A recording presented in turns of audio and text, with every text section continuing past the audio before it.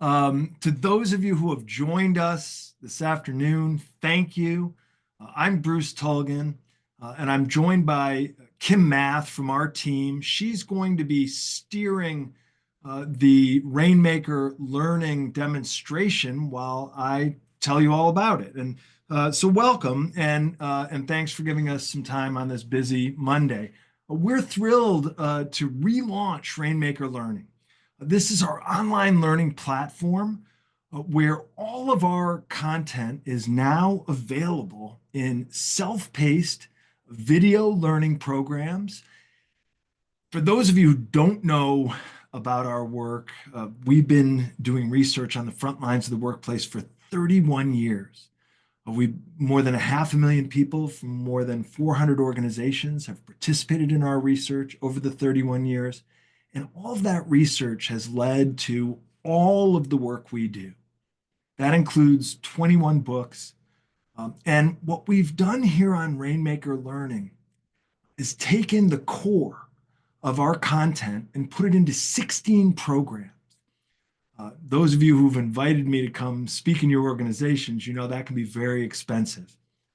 Our idea with Rainmaker Learning is to make our content available in a less expensive way. And for those who have us working on site or in remote programs with your organization, Rainmaker Learning is an inexpensive way to make the content stick and give people ongoing access to learning programs. So that's the end of the sales pitch.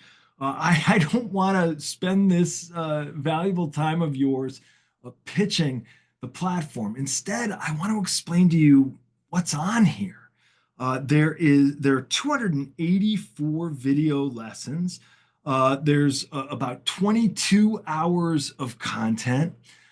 You can use Rainmaker Learning as a shopping mall to buy programs for your own LMS, or you can put an individual or a team or a whole organization on Rainmaker Learning. And our goal is to become your soft skills training program. In fact, what I'm going to do today is I'm going to go through all 16 programs lightning fast, and I'm going to start with bridging the soft skills gap. This corresponds, as all the programs do, to one of my books. I want you to understand what's in these programs, but more to the point, I want to give everybody who's on this call some concrete takeaways so that you can understand the kind of content that we have on Rainmaker Learning. Bridging the soft skills gap is, in a way, the core reason for all of our. There is a growing soft skills gap throughout the workforce. Over the 31 years we've been doing our research, this soft skills gap has been getting progressively worse. And, some people point to the Gen Zers as if somehow the soft skills gap is unique to young people in the workplace. Well, the soft skills gap may be worse with young people in the workplace, but there's a growing soft skills gap across workers of all ages. People of all ages are showing up in the workplace lacking some of the old-fashioned fundamental soft skills that we used to take for granted. And everywhere we go, leaders, managers, and supervisors, hiring managers, supervisory managers are telling us this, that the way workers are showing up in today's environment is lacking. And a lot of managers say, well, this shouldn't be my problem. This shouldn't be my problem. But this overview program is meant to explain what's going on here. Why are these old-fashioned fundamentals missing so often? Of course, part of it is because we're all communicating with handheld supercomputers all the time. We're more comfortable texting than talking. We're more comfortable talking than looking people in the eye. We're so many of us working remotely. We're operating in an information environment that tells us that there's no one way to think about or do anything. that all styles are equally valuable. And as a result of this, there's a profound diminution in soft skills. So if you want to understand what's going on, or if you want to help managers in your organization understand what's going on, if you want to show them, hey, look, this isn't just about the young people in the workplace. This isn't just about our young people. This is a workforce-wide issue. Bridging the soft skills gap is meant to help you understand where this issue is coming from, why it's there, and that it is your problem as a manager. It is your problem. That if you need people to show up with great self-evaluation skills, the ability to take personal responsibility, with a good attitude, with good work habits, with good interpersonal communication, with good critical thinking skills, with good teamwork, you might have to teach them how. You might have to teach them how. Anyone who doesn't believe that, you can take a lesson from the United States Armed Forces. There's a reason we put people through boot camp before we try to manage them in the military. So that's the opening gambit. The second program that I want to point your attention to is Career Skills for the New Economy. And this program is for anyone who's trying to navigate your career in the post-job security environment. Now, it's no secret that job security is dead. The question is, what do you do about it? And how do you support your direct reports in your organization when you can no longer tell them, hey, look, here's the thing, just pay your dues, climb the ladder, do as you're told, keep your head down, keep your mouth shut. And in the end, the system will take care of you. The organization will take care of you. You'll have job security, you'll have long-term vesting rewards. The old-fashioned career path is dead. And what this program means to offer is a new self-based career path. You know, no matter where you work, no matter what you're doing, you're in business for yourself. It's you, Inc. And the question is, how are you building yourself up and making sure that you're navigating your career in a way that will make sure your skills don't become obsolete, in a way that you make sure you know how to build relationships with decision makers who can help you, in a way that you know how to add value every step of the way, and in a world where you can manage your own work-life balance. That's what this program is about. Based on our research, the most successful people in today's environment who are trying to manage their own careers, they know they're in business for themselves, and they pursue 4 basic strategies. Number 1, voracious learning. Keep your technical skills growing faster than they become obsolete, because they surely will. And meanwhile, make sure you're building a repertoire of broad transferable skills. Some people call them soft skills. Broad transferable skills that will make you valuable anywhere you go, and skills that will never become obsolete. An example is, a technical skill is learning a particular computer program, particular software package. But a transferable skill is knowing how to learn quickly and effectively. The second strategy is build relationships with decision makers who can help you, and approach relationships based on what you have to offer, not based on what you need or want from others, but based on what you bring to the table, based on your ability to add value. The third strategy is add value in every interaction and everything you do. Remember, there's only 5 ways to add value. You can do a whole bunch of grunt work very well, very fast, all day long, right? You can do a lot of heavy lifting. And that is one of the most undervalued sources of value adding there is. The ability to do the hard work, that is no small value add. To be somebody who's always ready to do the heavy lifting. Otherwise, there are only 4 other ways to add value. You can identify problems that nobody else has identified. You can solve problems that nobody else has solved. You can make existing things smarter, faster, or better. where you can invent new things. And those are the only ways you can add value. So you need to be on an ongoing basis, be vigilant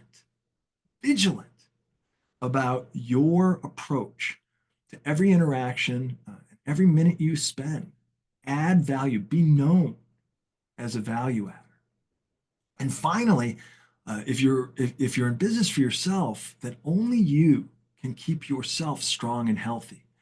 A work-life balance has become a hobby horse in today's environment. Everybody's so busy, they have too much to do and not enough time. But nobody's going to keep you healthy. You have to keep your mind growing with diverse inputs. You have to keep your body strong by getting enough sleep, by eating the right foods, by not putting pollutants into your body, by getting the right amount of exercise. See, whereas the mind thrives on diverse inputs, the body thrives on healthy routine. And when it comes to spirit, well, that's above my pay grade.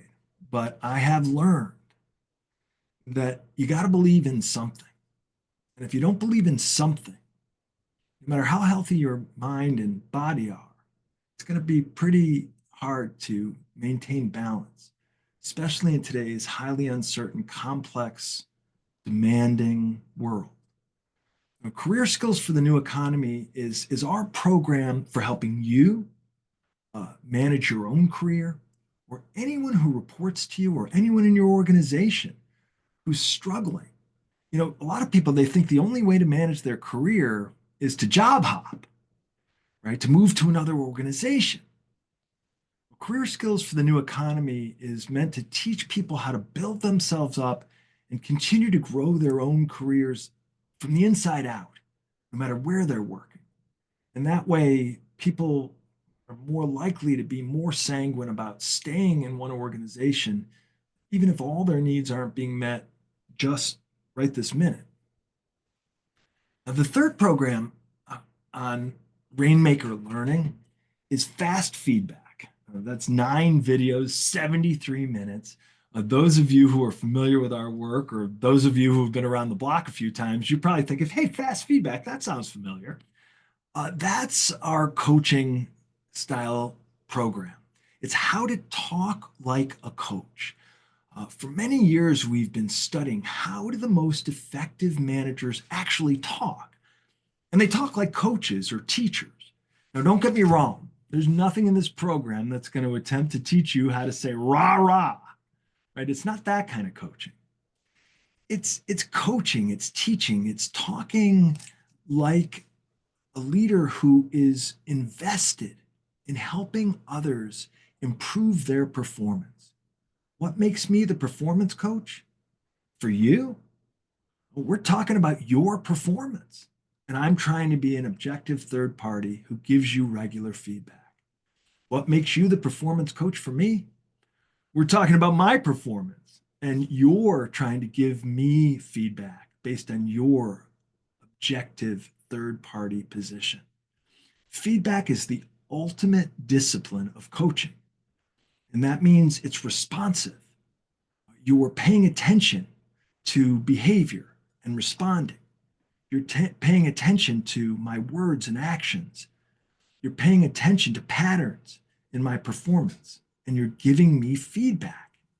That feedback, that responsive communication, is the core competency of any coaching style manager, any teaching style manager.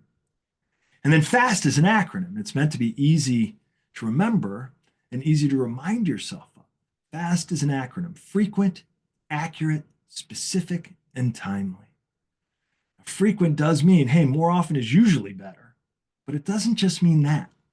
Frequent means every single person has his or her own unique frequency. And the key is getting to know people well enough that you can tune in to their unique frequency.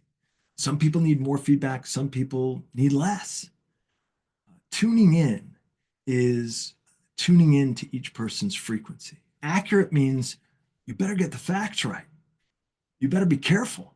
You better choose your words carefully. You better know what you're talking about. Before you give me feedback, you better maybe ask questions.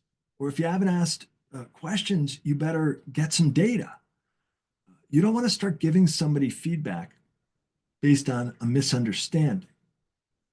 Specific means your feedback is not specific enough unless you're pointing me in the right direction. Concrete next steps. The punchline of good feedback is always next steps.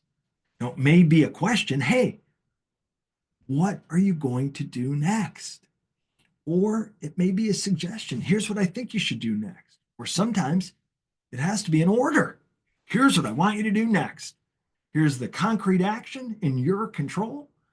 Here are the parameters. And here is the deadline.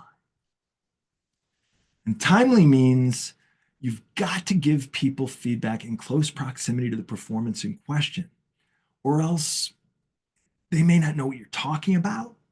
It may seem like ancient history by the time you give it to them. This is what's wrong with 6-month and 12-month reviews. By the time you give somebody a 6-month or a 12-month review about their performance, maybe it's old news.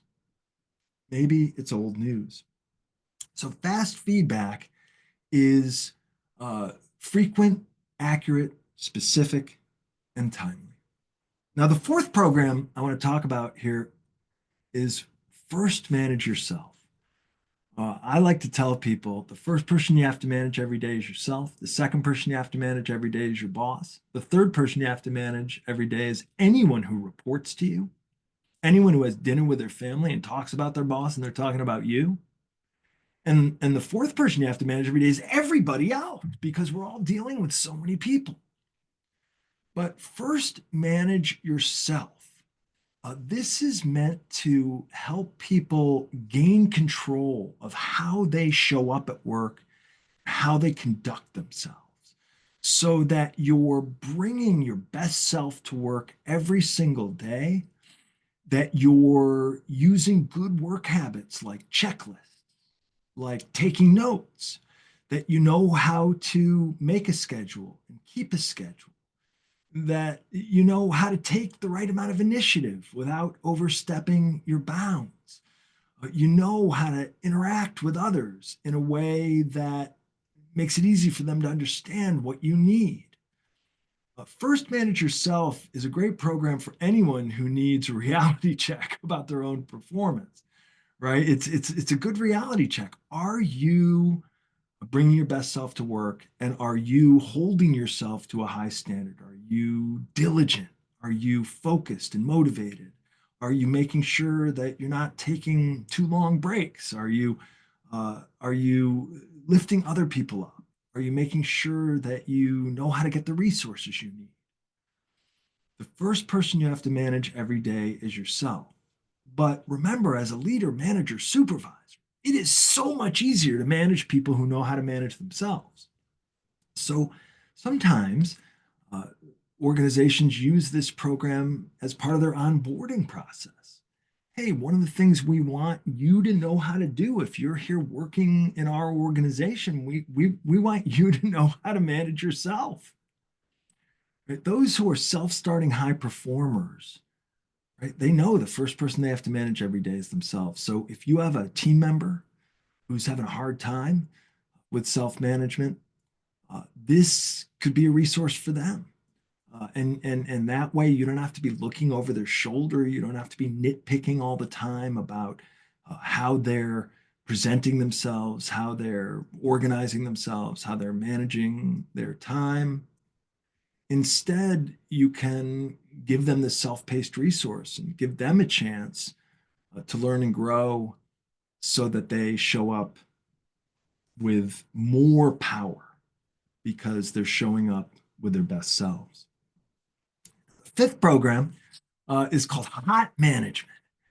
And this is a very simple model that we use to teach some of the fundamentals. This is a short program. If somebody's moving into a position of supervisory leadership for the first time, sometimes this is a good one to let them sink their teeth into. If you're struggling managing a team, hot means hands-on and transactional. Hands-on means you're paying attention. Empowerment is a contact sport, right? You're engaged. You know who's doing what, where, why, when, and how.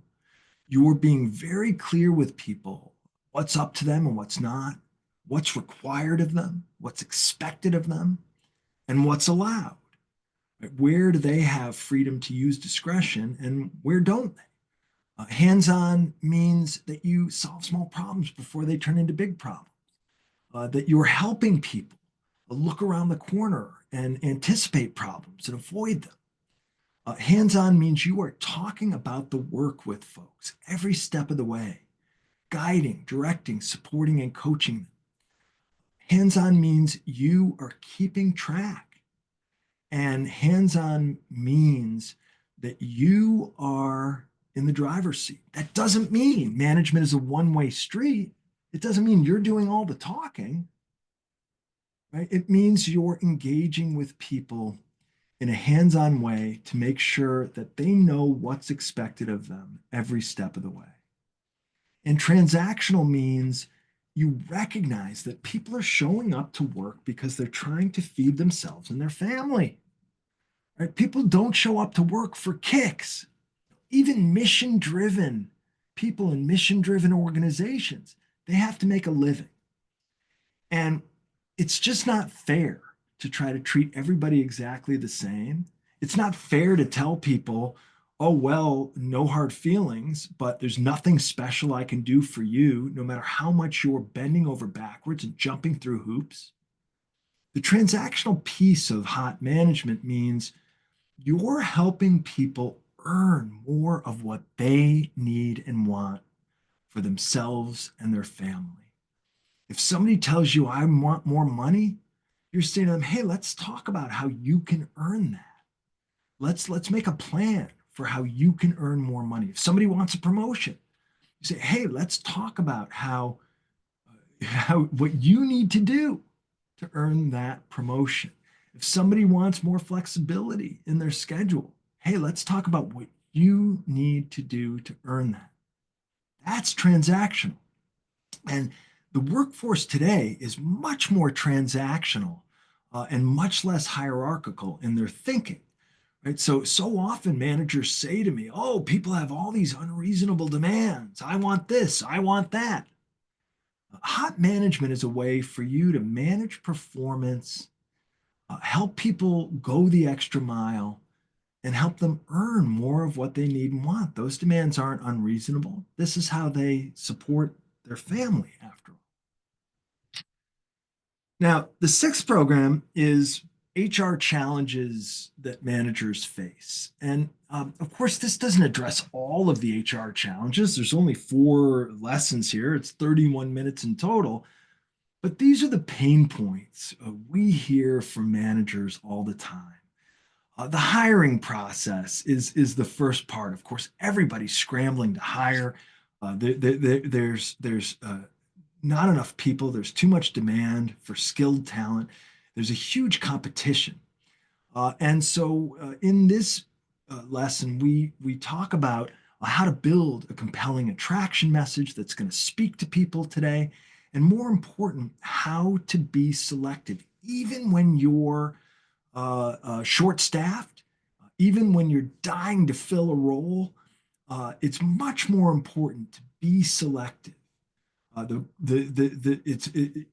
the wrong person is the biggest mistake you can make. It's much better to wait and hire the right person than to hire the wrong person. The other challenges we deal with here are the other ones that managers find so difficult. Dealing with performance problems, how to monitor, measure, and document performance, how to keep track of performance every step of the way. So often, managers don't document performance until things have gone terribly wrong. But documenting performance is also a sign of respect. When you're always writing things down, it's a signal to people that they're important and their work is important. And see, if you're always documenting performance, it's not bad news. It's just how you keep track of the details. And of course, probably the hardest thing for managers is when they have to deal with employee performance problems.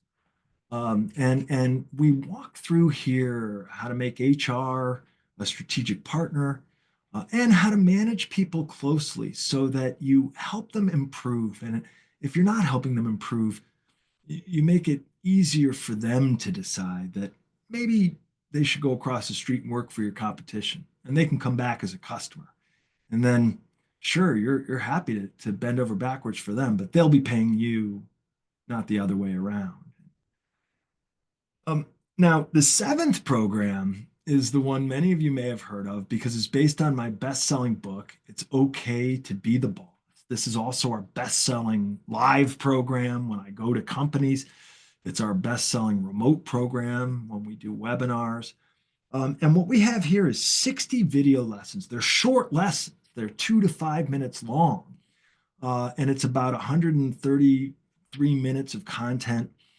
And this is a way to deliver our best-selling message in short lessons that provide you as a leader or your direct reports. If you're managing managers, right, it's too often the case we put people in positions of supervisory responsibility because they're very good at something, but not necessarily because they're good at managing people. And then maybe we teach them how to do a little extra paperwork, but nobody ever teaches them how to do the people work. This program is all about teaching folks how to do the people work. In these initial lessons, we confront the undermanagement epidemic, the fact that too many leaders, managers, and supervisors, they think they're too busy to manage until things go wrong, right? And as a result, too many managers are hands off. They don't provide guidance, direction, support, and coaching. They don't provide structured one-on-one guidance. They don't have good team huddles. And as a result of that, problems hide below the radar. Uh, as a result of that, problems occur that didn't have to occur. Problems get out of control that could have been solved easily. Resources are squandered. People go in the wrong direction for days, weeks, or months on end. Low performers hide out and collect paychecks. Mediocre performers start thinking they're high performers. High performers get frustrated and think about leaving. And managers have a harder time delegating. Too many managers think, it's easier for me to just do this myself than to delegate. Well, that's a problem, right? And so we have learned in our research why so many leaders, managers, and supervisors don't take a more strong, highly engaged approach. We call those the 7 great myths that prevent strong leaders from being strong in the real world. And then this program drills down on the 8 steps back to fundamentals. Get in the habit of managing people every day. Customize your approach to every person. Practice situational leadership. We have a great situational leadership tool we teach here. Learn to talk like a teacher or a coach. Make accountability a process, not a slogan. Spell out expectations every step of the way. Track performance every step of the way. Solve small problems before they turn into big problems. And do more for people when they go the extra mile. Recognize, celebrate, and reward success. This is our best-selling program. It's okay to be the boss. And I guess the immediate sequel to that was the next program, It's Okay to Manage Your Boss. Because it turns out management is not a one-way conversation. It can't be a one-way conversation. Managing people has to be a dialogue. And anyone who's been in a leadership role, who are the people you prefer to manage? The ones who are good at managing themselves, the ones who do their part in the management relationship, are the ones who over-report on their performance, the ones who bring problems to you while they're still small, the ones who are in dialogue with you every step of the way. If you're not making time for them, they make sure they're requesting structured time with you. When they come into team huddles, they know why they're there and they're prepared. When they come into a one-on-one, they know why they're there and they're prepared. You don't just have your agenda. I mean, the worst thing in the world is to come into a one-on-one with somebody and say, "Are you ready for our one-on-one?" And they say, "Yeah, there's nothing I really need to talk to you about." And what are they going to do? Instead, they're going to interrupt you later when something comes up. They're going to interrupt you later when something comes up, or worse, they won't interrupt you and you won't learn about a problem until it gets out of control. This program is meant to teach people how to take ownership of their role in their working relationship with their leader, manager, supervisor. Our research shows that when leaders, managers, and supervisors think they have employees who, that person doesn't really need me. That person barely even needs a boss. See, it turns out that's wrong. Anybody in the workplace, anybody who's trying to do a good job and is in a chain of command, they need clear expectations. They need regular feedback. They need a conversation about resource needs, and they need recognition and reward. And it turns out the people who seem like they don't need a boss, it's because they're so good at helping their boss manage them. So this program, It's Okay to Manage Your Boss, it's kind of the flip side of It's Okay to Be the Boss. This is our program for teaching folks how to engage with their leader, manager, supervisor, how to help their boss help them, how to do their part. Because most people only have one boss or a couple of bosses, but most bosses have a whole lot of people they need to manage. And it just doesn't work if the manager has to do all of the work in every relationship. So this program is meant to teach the fundamentals from the other side of the equation. Now, the next program, we're going to start to get into some of the interesting details, some of the interesting issues, especially in today's high pressure environment. This program is called Managing Anger in the Workplace. And it's also, like the others, based on a book I wrote many years ago. One of the most interesting things we learned in our research when we were researching anger in the workplace is, anger can be terribly upsetting to others. Anger can be destabilizing. It can be disruptive. It can even be dangerous, right? But anger is also data. When people are angry, there's usually a reason. And when you see data that indicates there's anger among a team, anger among maybe a clique within a team, anger in an individual, the first thing you need to do is tune into that anger and figure out what is that data trying to tell you. And the other thing is, as a leader, manager, supervisor, especially in today's environment, you need to be prepared to keep your eyes peeled and get early warnings of potential anger in the workplace. You need to be aware of what are the most common causes of anger in the workplace and try to mitigate them as much as you can. I mean, if you've got a workplace filled with some of the most common causes of anger, you're going to have an angry workforce. And anger is a complex brain activity. It comes from your amygdala and the release of stress hormones.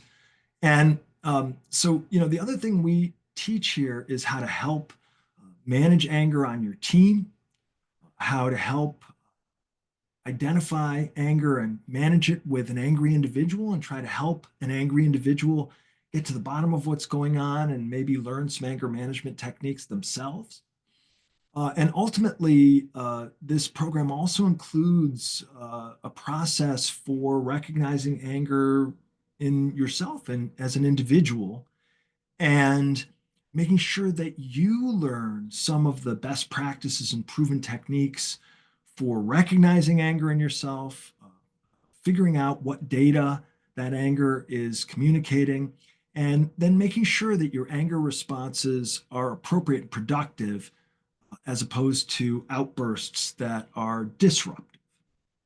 So that's managing anger in the workplace. Again, I guess if you are angry, that might be a good program for you. But if you have a team member who's angry, sometimes one of the best things you can do is say, hey, I want to help you. And I want to help you with the core issue, but I also want to help you with the anger that you're manifesting. And this can be a great resource for them. The next program is based on another one of our best-selling books, Not Everyone Gets a Trophy, which is now, believe it or not, in its third edition. And this is about managing young people in the workplace. There are unique issues when it comes to young people in the workplace. One of them is just they're young. With youth comes inexperience. And the other sets of issues are generational issues. Every generation brings its own challenges to the workplace. Those of you who are familiar with our work, we've been studying young people in the workplace since I was young, back in the early 90s. Generation Xers are now, we're not even the grown-ups. We're getting to be the grown-up grown-ups. We also have been studying this through the millennial generation, the first wave millennials, those born 1978 to 1989, and the second wave millennials, those born 1990 to 96, and of course now with Generation Z. And with every new generation, there are new issues, right? These are accidents of history.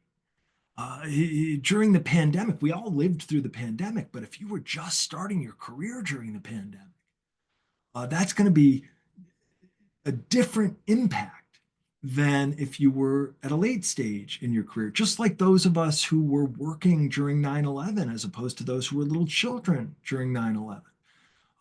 There are always accidents of history. The emergence of the handheld supercomputer. Gen Zers today, they're like second wave millennials, but they're also not, right? They haven't grown up. They didn't grow up in the 90s. They grew up in the 2000s and beyond when there was fear of war, and environmental collapse, and pandemics and terrorism. In many ways, Gen Zers are like children of the 1930s. If children of the 1930s had grown up learning how to think, learn, and communicate while attached to handheld supercomputers, and of course, if they were raised by helicopter parents on steroids, there are generational differences. But it's also true that at the earliest career stages, there are common denominators from generation to generation. And in particular, since we've been tracking young people from Generation X through the millennials and through Generation Z, what we've managed to put in this program is where are young people coming from today? And what are the best ways to attract and select and onboard young people today? One of the things I encourage business leaders to do is not buy into the myth that today's young people have no work ethic, they have short attention spans, they want everything their own way and they want it right now. It's just not true. And if you don't believe me, go spend a day with a bunch of Marines. They're a bunch of young people who are very ready to do the grunt work, to pay their dues.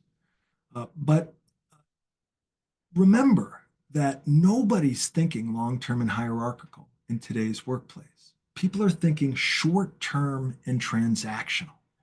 That's true for people of all ages, but the younger you are, the more true that is.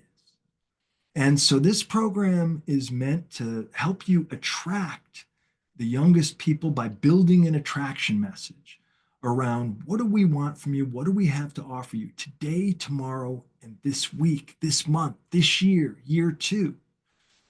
And we talk about a lot of the concrete things that young people want in their employment relationships today.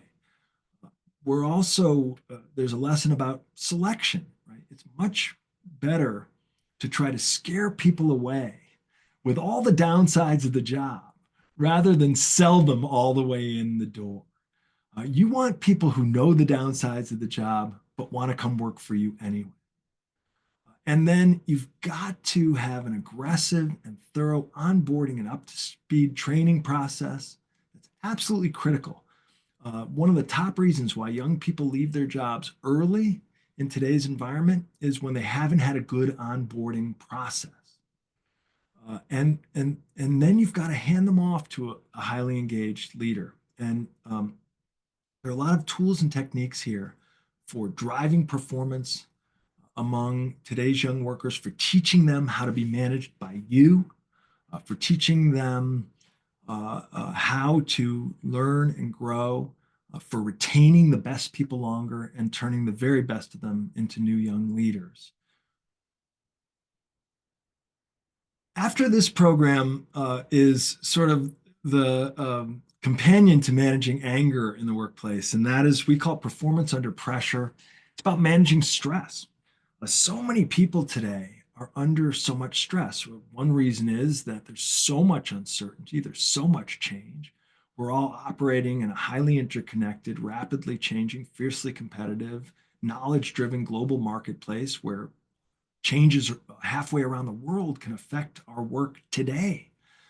Meanwhile, most people at all levels report they have too much to do and not enough time. And there are also human factors, right? Our livelihoods are at stake when we're at work. That's stressful. And we have to deal with other people, vendors, customers, coworkers, bosses, direct reports. And those relationships don't always go right.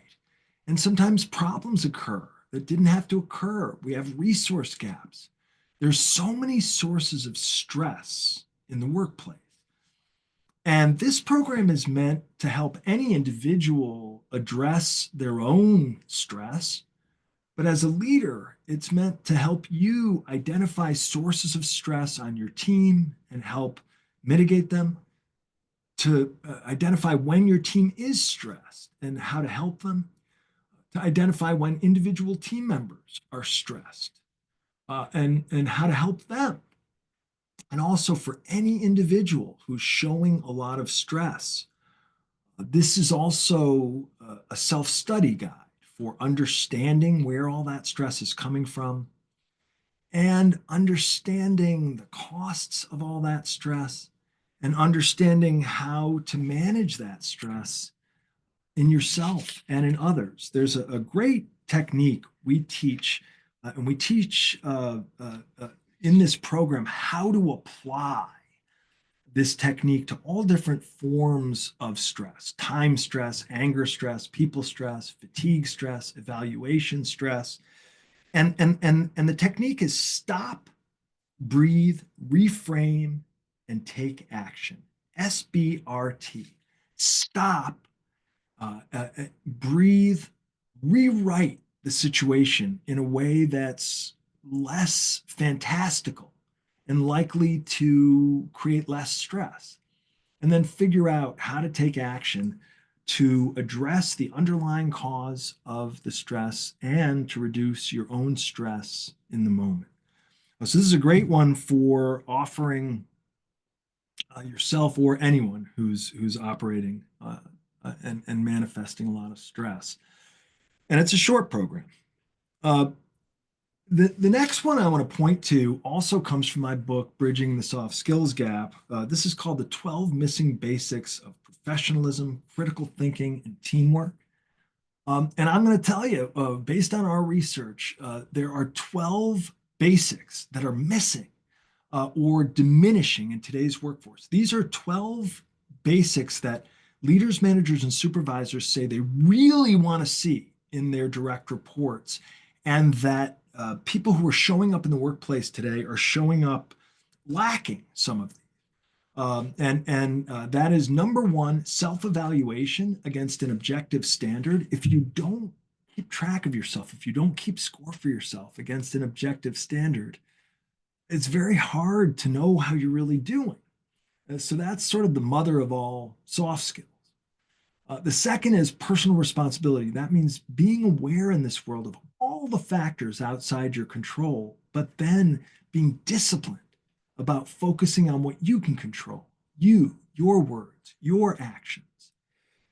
The third is attitude. Feelings are on the inside. Everybody feels bad sometimes, but attitude's on the outside. It's gestures, it's word choice, it's volume, it's tone, it's expressions. And here we try to teach people how to avoid the most common attitude problems and how to practice manifesting positive attitudes. Fourth is good work habits, everything from timeliness to using checklists and taking notes. Fifth is interpersonal communication. That is a skill that is sorely lacking in today's world. And uh, uh, sixth is proactive learning, how to build a foundation. That's in the critical thinking module, but it's hard to think critically unless you know stuff, right? What are you going to think about? First, you have to know some facts in order to start thinking critically about them. So the first piece of our critical thinking model is proactive learning, building a foundation of knowledge. Second is problem solving. That means mastering repeatable solutions to recurring problems because most problems have already been solved. And then how to extrapolate from proven solutions to repeatable problems when you have to make a decision. The last four missing basics are to do with teamwork, understanding and appreciating context, knowing where you fit, learning how to be a good citizen in this organization, because being a good citizen in one organization may be different from another. Practicing a service mindset, how to always show up adding value. And finally, playing your position on the team before you try to build on that. Those fundamentals, there's a 15-minute lesson on each of them, roughly 10 or 15-minute lesson. And those are skills that will never become obsolete. Those are great for new hires, but those are great for anyone at any age who is having a hard time with one or more of those missing basics. The next program is another sequel to It's Okay to Be the Boss, and that's the 27 Challenges Managers Face. Now, this is the longest program on the platform. There are 28 lessons because there's an introductory lesson and then like a 10 or 15 or 16-minute lesson on each of the 27 challenges. There's 291 minutes total for this program. And the first set of challenges are the new manager challenges, when you have to take over a team of peers. The second is where you come in from the outside to take over an existing team. Third is when you're forming a new team. Fourth is when you're welcoming a new team member. And the principle of the new manager challenges are take charge by learning. Don't just come in like there's a new sheriff in town and then start figuring things out, but also don't soft pedal your authority while you're learning. Learning is a position of strength. Take charge by learning. And all of the other challenges here, the challenges of teaching self-management, the challenges of managing performance, the challenges of managing attitude, the challenges of managing superstars, managing factors outside your control. What our research shows is that what's missing in 9 out of 10 managers' repertoires is applying the fundamentals to these challenges. Now, the good news is our research shows that these 27 challenges are the ones that come up over and over and over and over again. Of course, there are other challenges, but mark my words, if you're facing a challenge in the workplace, there's a 90% chance that one of them is one of the 27 challenges in this program. And what we do is in each challenge, whether you're trying to help somebody increase productivity, or you're trying to convince a superstar not to leave, or you're trying to help somebody manage around resource constraints, it's how do you apply the fundamentals of high structure, high substance, supportive guidance to help people avoid unnecessary problems and solve problems quickly. 9 out of 10 challenges that managers face are reflected in these 27. That's only based on 500,000 people from 400 organizations over 31 years, but it's pretty good data. And we have a simple, not easy, but a simple solution to each one. And it just requires that you practice the fundamentals. Now, the 14th program here is the art of being indispensable at work. And this is meant to help people manage when they don't have enough authority. So many relationships in the workplace today are collaborative. We operate in matrixed organizations. Relationships are interdependent. How often are you getting a request from someone in another department, somebody who's a lateral colleague or a diagonal colleague, or a vendor, or a consultant, or a customer for that matter? So often we have to manage relationships in the workplace without clear lines of authority nowadays. And we're managing so many more people and so much more work than we ever have. Um, our finding is that way too many people are suffering from overcommitment syndrome in the workplace. And overcommitment syndrome itself causes unnecessary problems. It causes delays. It causes relationship friction. And so this is a step-by-step approach to managing relationships up, down, sideways, and diagonal when you don't have enough authority. And we talk at length in this program about the peculiar mathematics of real influence. If you don't have authority, use influence. Well, sometimes that doesn't really help because what does that mean? Am I supposed to badger somebody? Am I supposed to make brownies for them? Am I supposed to tell them, hey, if you don't help me, I won't help you?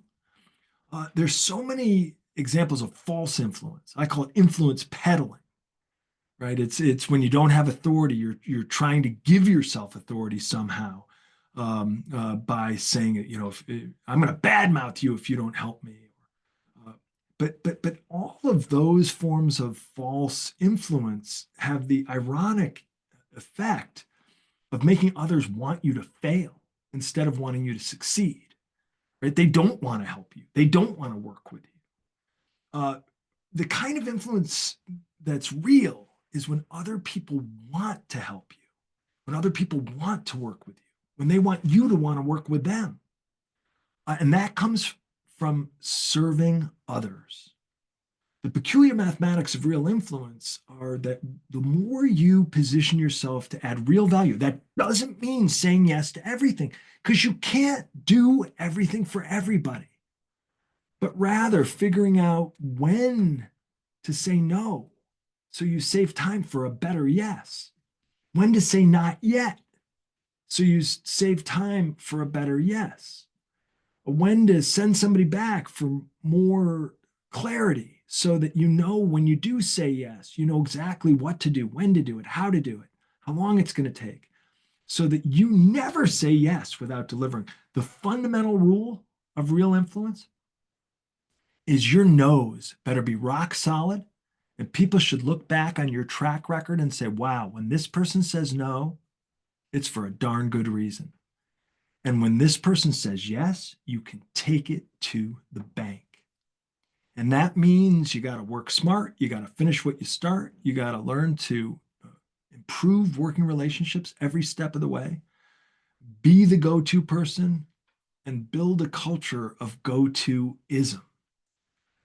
That's what this program is about. It's about teaching people how to be the kind of person other people root for, the kind of person other people want to succeed, the kind of person other people want to work with.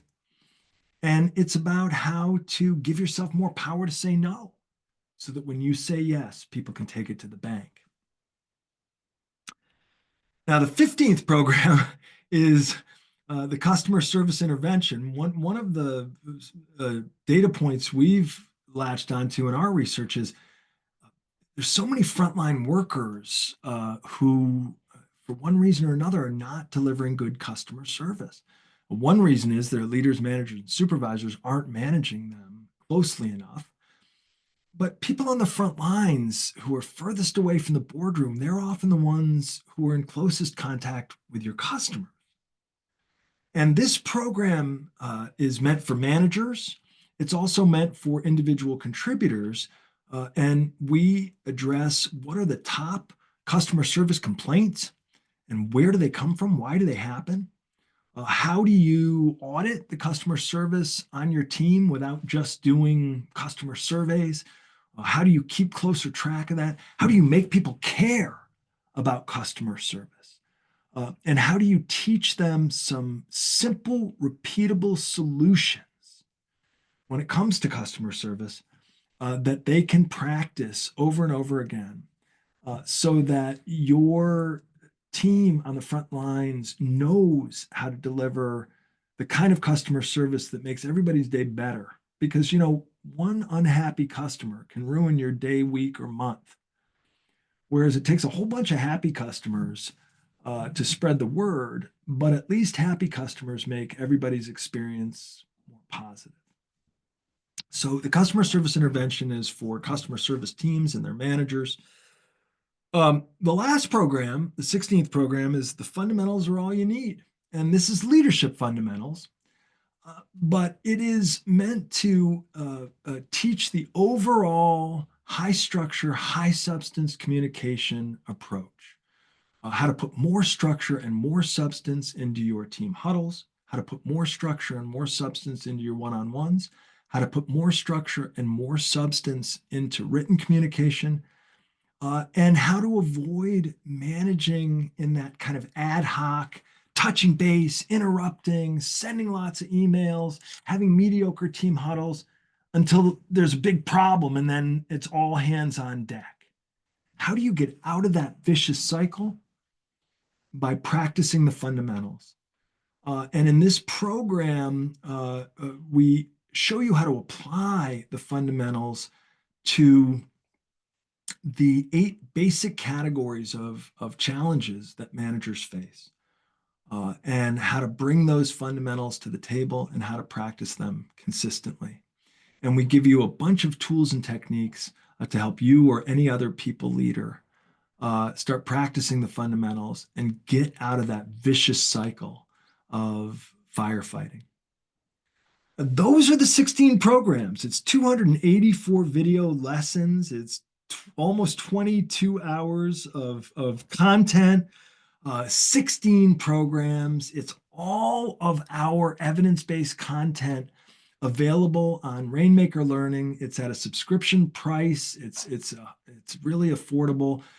Or you can buy programs for an LMS.